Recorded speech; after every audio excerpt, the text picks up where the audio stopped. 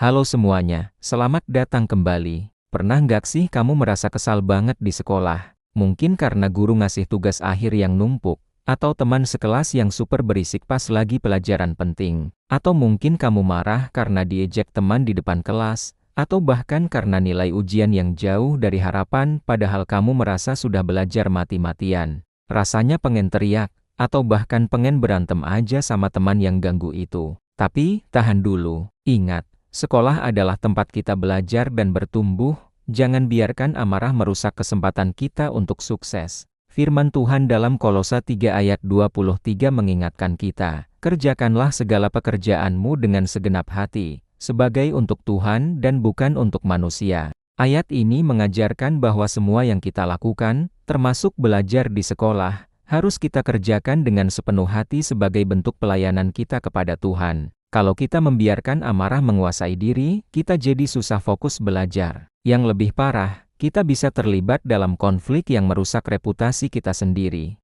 Bayangkan seorang pemain sepak bola di tengah pertandingan penting. Kalau dia marah karena keputusan wasit yang dirasa tidak adil, lalu mulai main kasar, apa yang terjadi? Dia bisa kena kartu kuning atau bahkan kartu merah dan harus keluar dari lapangan. Timnya jadi rugi, kan? Tapi kalau dia tetap tenang, fokus pada permainan, dia justru punya peluang lebih besar untuk membantu timnya menang. Nah, belajar di sekolah juga sama. Kita harus fokus pada tujuan kita dan jangan biarkan emosi negatif mengganggu jalan kita. Ada kisah inspiratif dari seorang anak muda Kristen bernama Caleb Brataili. Dia terkenal lewat kanal YouTube keluarganya. Saat di sekolah, Caleb sering diolok-olok oleh teman-temannya karena dia suka berbicara tentang imannya. Tentu saja dia merasa sangat marah dan ingin membalas mereka. Tapi, dia memilih jalan yang berbeda. Dia memilih untuk mengendalikan emosinya dan tetap bersikap baik kepada mereka. Hasilnya, luar biasa. Beberapa teman yang dulu mengejeknya malah jadi tertarik dengan imannya dan akhirnya menjadi teman baiknya.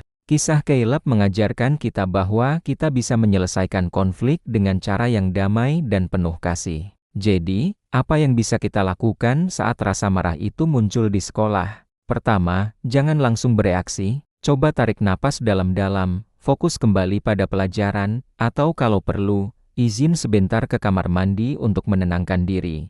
Kedua, kalau ada teman yang mengganggumu, jangan coba selesaikan sendiri dengan kekerasan. Beritahu guru atau konselor sekolah dengan cara yang sopan dan biarkan mereka yang membantu menengahi. Ketiga, kalau kamu tidak puas dengan nilai atau tugas dari guru, jangan langsung protes di kelas. Bicaralah dengan guru secara pribadi setelah jam pelajaran selesai, dengan sikap yang hormat dan sopan. Ingat selalu, tujuan utama kamu di sekolah adalah untuk belajar dan mendapatkan pendidikan yang baik.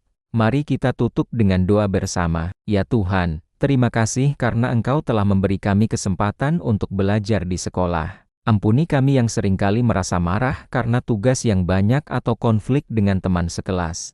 Berikan kami kesabaran untuk fokus pada pembelajaran, kebijaksanaan untuk menghindari konflik, dan kekuatan untuk mengendalikan emosi kami di sekolah. Dalam nama Yesus Kristus kami berdoa, amin. Terima kasih sudah menonton. Jangan lupa untuk like, share, dan subscribe ya. Sampai jumpa di video berikutnya.